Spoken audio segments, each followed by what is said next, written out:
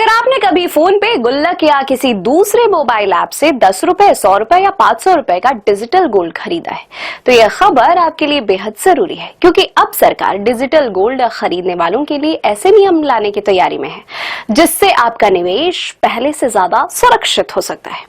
आखिर सरकार को ये अहम कदम क्यों उठाना पड़ रहा है और इसका आपकी जेब पर क्या असर होगा, आइए जानते हैं। भारत में डिजिटल गोल्ड का क्रेज तेजी से बढ़ रहा है। लाखों लोग अब ज्वेलरी खरीदने की बजाय मोबाइल ऐप के जरिए थोड़ा थोड़ा करके सोने में निवेश कर रहे हैं, लेकिन अब तक इस सेक्टर के लिए कोई व्यापक सरकारी रेगुलेटरी फ्रेमवर्क नहीं था। यही वजह है कि निवेशक सुरक्षा को लेकर लगातार सवाल उठाते रहे हैं। अब अच्छी खबर ये है कि केंद्र सरकार अगले साल तक डिजिटल गोल्ड के लिए नया रेगुलेटरी फ्रेमवर्क ला रही है। इसका मकसद साफ है, निवेशकों को सुरक्षित करना और फर्जी या अविश्वसनीय प्लेटफॉर्मों पर लगाम लगाना। Digital precious metal insurance council of India यानी DPMACI ने पिछले एक महीने में वित्त मंत्रालय, भारतीय रिजर्व बैंक यानी RBI और उपभोक्ता मामलों के मंत्रालय के साथ कई दौर की बैठक की है। इन बैठकों में ऐसा सिस्टम तैयार करने पर चर्चा हुई जिससे डिजिटल गोल्ड खरीदने वालों का पैसा ज्यादा सुरक्षित रहे। DPMACI की चेयरपर्सन निरुपमा सुंदरराजन का कहना है कि भारत में डिजिटल गोल्ड की लोकप्रियता तेजी से बढ़ी है।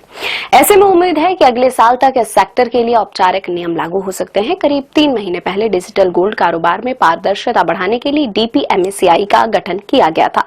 इसमें safe gold, MMTC, PAMP, Augmont और फोन पे और गुल्लक जैसे बड़े फिनटेक प्लेटफॉर्म शामिल हैं। इन सभी का उद्देश्य डिजिटल गोल्ड मार्केट में भरोसा बढ़ाना और निवेशकों के हितों की रक्षा करना है। अगर आंकड़ों की बात करें तो वित्त वर्ष 2025-26 में लोगों ने डिजिटल प्लेटफॉर्म के जरिए करीब 10 टन सोना खरीदा। यानी अब लोग छोटी छोटी रकम से भी गोल्ड में निवेश करना पसंद कर रहे हैं।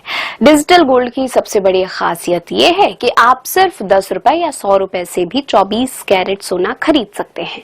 कंपनियों का दावा है कि आपके नाम पर उतनी मात्रा का असली सोना सुरक्षित वॉल्ट में रखा जाता है। जरूरत पड़ने पर आप इसे बेच भी सकते हैं या फिर घर पर फिजिकल गोल्ड मंगवा सकते हैं। फिलहाल डिजिटल गोल्ड के लिए कोई मजबूत सरकारी रेगुलेशन नहीं है, लेकिन अगर नए नियम लागू होते हैं तो निवेशकों का भरोसा बढ़ेगा, पारदर्शिता आएगी और धोखाधड़ी की आशंका की काफी हद तक कम हो जाएगी।